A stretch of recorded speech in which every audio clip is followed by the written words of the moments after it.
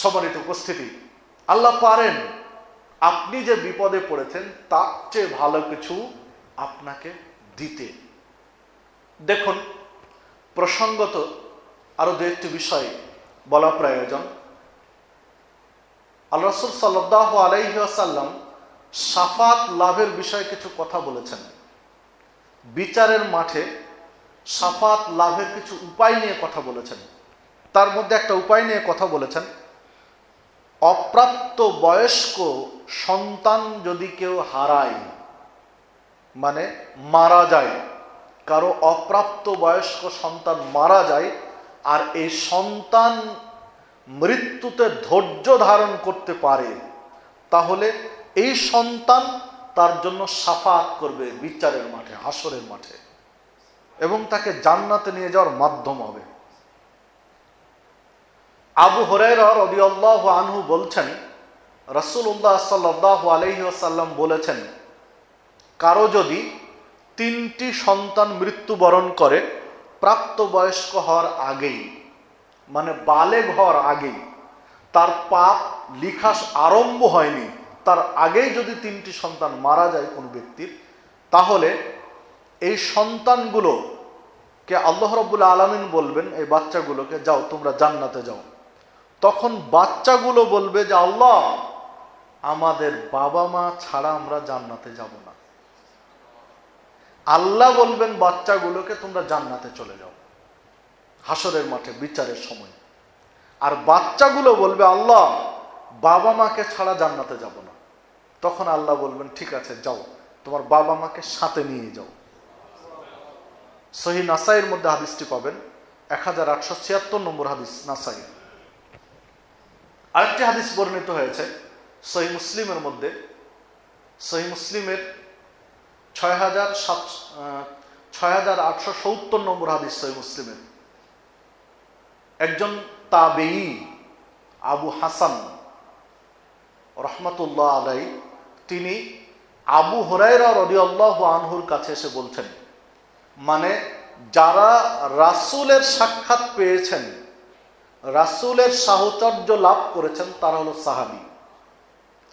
আর তাবেঈ হচ্ছে যারা রাসূলের সাক্ষাৎ পাননি, সাহচর্য পাননি, কিন্তু সাহাবীদের সাহচর্য লাভ করেছেন।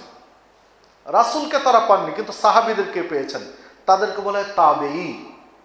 যারা রাসূলকেও পাননি, সাহাবীদেরকেও পাননি, তাবেঈদের সাক্ষাৎ পেয়েছেন, তাদেরকে বলা হয় তাবেঈ। তো যাই হোক, তো তাবেঈ রাসূলকে পাননি, সাহাবীদেরকে পেয়েছেন, এইরকম ব্যক্তি হচ্ছে আবু হাসান। উনি এসে আবু হুরায়রা রাদিয়াল্লাহু আনহুকে বলছেন যে, আপনি তো রাসূলের সাহাবী, আমি আমার 2টা পুত্র সন্তানকে হারিয়েছি, মারা গেছে।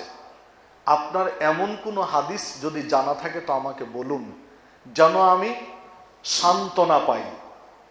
আমাকে একটু নসিহত করুন, আমি যেন একটু সান্ত্বনা পাই, আমার এই কষ্ট বেদনা ভুলতে সহযোগিতা হয়। তখন আবু হুরায়রা রাদিয়াল্লাহু আনহু বলছেন, হ্যাঁ, আর রাসূল সাল্লাল্লাহু আলাইহি সাল্লাম বলেছেন, অপ্রাপ্ত বয়সে যে বাচ্চাগুলো মারা যায় এরা হচ্ছে জান্নাতের প্রজাপতি তুল্য। আবু হুরায়রা রাদিয়াল্লাহু আনহু বলছেন, অপ্রাপ্ত বয়সে কোনো সন্তান বাচ্চা মারা গেলে এই বাচ্চাটা জান্নাতের প্রজাপতি তুল্য। হাসরের মাঠে এই বাচ্চাগুলো বাবা মায়ের সাথে সাক্ষাৎ করবে।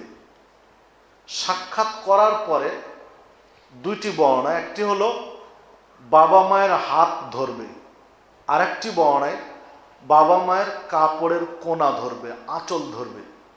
এই ধরবে, ধরার পর বলবে, আল্লাহ, বাবা মাকে জান্নাতে না দেওয়া পর্যন্ত আমরা জান্নাতে যাব না। মানে এই হাত বা কাপড়ের কোনা বা আঁচল ছাড়বে না। ফলশ্রুতিতে আল্লাহ রাব্বুল আলামিন বাচ্চাগুলোকে বলবেন, ঠিক আছে, যাও, তোমার বাবা মাকে নিয়ে যাও, এবং এই হাত বা কাপড়ের কোনা ছাড়বে না জান্নাতে না যাওয়া পর্যন্ত। যে হাদিস সহিহ মুসলিমের। সম্মানিত উপস্থিতি, তবে সন্তান হারিয়ে ধৈর্য ধারণ করতে হবে। আল্লাহ রাসূল সাল্লাল্লাহু আলাইহি ওয়াসাল্লাম যেটা বললেন, সবুর করতে হবে। যদি সন্তান হারিয়ে সন্তানের বিয়োগ ব্যথায় ধৈর্য ধারণ করতে পারি, তাহলে এই সন্তান আপনার আমার শাফাত লাভের উপায় হবে বিচারের মাঠে। আপনার আমার শাফাতের জন্য উপায় হবে, তারা শাফাত করবে, আপনার আমার জন্য সুপারিশ করবে এবং আল্লাহ তাদের সুপারিশ কবুল করবেন। আল্লাহ রাসূল সাল্লাল্লাহু আলাইহি ওয়াসাল্লাম উল্লেখ করছেন। দেখুন, ধৈর্যের বাস্তবতা পাওয়া যায়।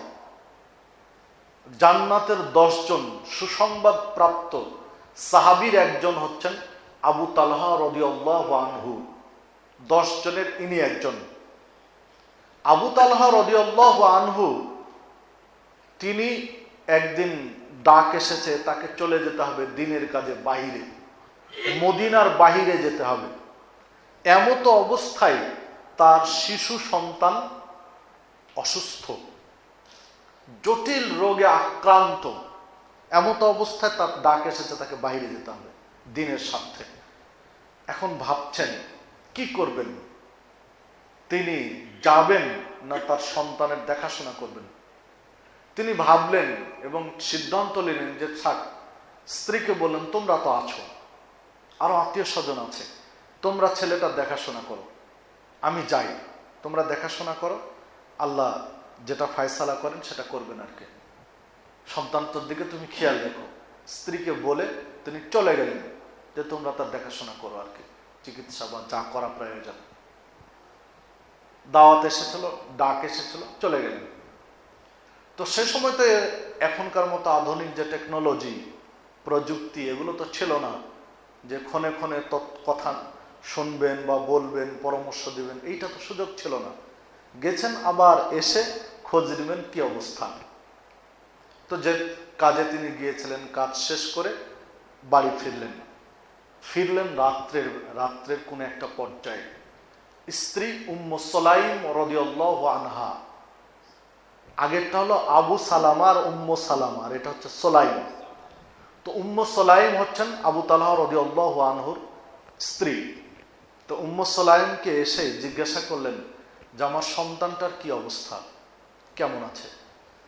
স্ত্রী সংবাদ দিলেন যে তোমার সন্তানটা আগের চেয়ে ভালো আছে, তুমি যে অবস্থায় রেখে গিয়েছিলে সে অবস্থার চেয়ে সে এখন ভালো আছে।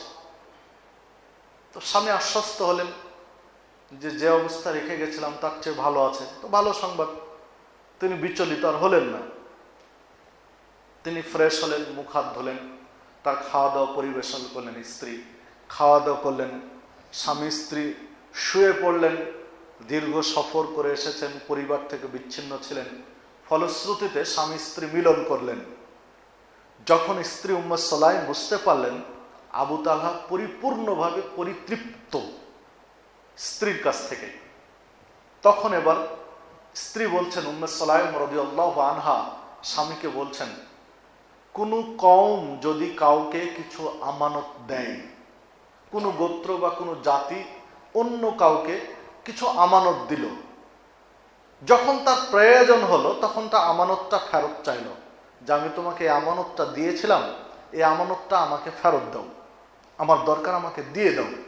তাহলে যার কাছে আমানতটা রাখা হয়েছিল তার কি কোনো অধিকার আছে আমানতটা রাখার, না ফিরিয়ে দেওয়াই উচিত? তখন আবু তালহা রাদিয়াল্লাহু আনহু বলছেন, না, ওই যার কাছে আমানতটা গচ্ছিত ছিল তার এটা রাখার কোনো অধিকার নেই, যে যারা দিয়েছিল আমানত তাদেরকে ফিরিয়ে দেওয়াটাই তার জন্য জরুরি, এখানে তার কোনো অধিকার নেই রাখার। তখন উম্মে সুলাইম রাদিয়াল্লাহু আনহা বলছেন, তোমার সন্তানকে যিনি আমানত দিয়েছিলেন তোমার কাছে, তিনি তোমার সন্তানকে নিয়ে নিয়েছেন। যিনি তোমাকে আমানত দিয়েছিলেন তিনি তাকে নিয়ে নিয়েছেন, মানে সেদিনই মারা গেছে আর কি, মানে তখনও লাশ বাড়িতে, তোমার সন্তানের লাশ আছে, তুমি দাফন কাফনের ব্যবস্থা করো। তখন আবু তালহা রাদিয়াল্লাহু আনহু বলছেন যে তুমি এটা করলে কেন? আমি আসলাম, জিজ্ঞাসা করলাম, তুমি বললে আগের চেয়ে ভালো আছে, এগুলো বললে, সেটা তো আমার কাছে জরুরি ছিল, এগুলো না বলে ঢেকে রাখলে এসবের কি দরকার ছিল। তখন বলছেন, আমি এই জন্যই প্রথম পর্যায়ে তোমাকে বলতে চাইনি, কারণ তুমি দীর্ঘ সফর থেকে এসেছো, তোমার মনের কিছু চাহিদা থাকতে পারে, এরপরে তোমার ক্লান্তি বোধ, তোমার নিজেরই দুঃখ কষ্ট থাকতে পারে, এর উপরে আমি এটা আবার আরেকটা বোঝা চাপিয়ে তোমার কষ্টের বোঝাটা আরো বাড়িয়ে দিতে চাইনি। আমি চেয়েছি আগে তুমি স্বাভাবিক হও, সব পরিবেশ তোমার কাছে সহজ হয়ে যাক, তারপর আমি সংবাদটা দিতে। দ্বিতীয়ত, সন্তানটা তোমার আমার কাছে থাকলে যতটা ভালো থাকতো, এখন যার কাছে যাবেন তার চেয়ে ভালো অবস্থায় আছে বা থাকবে।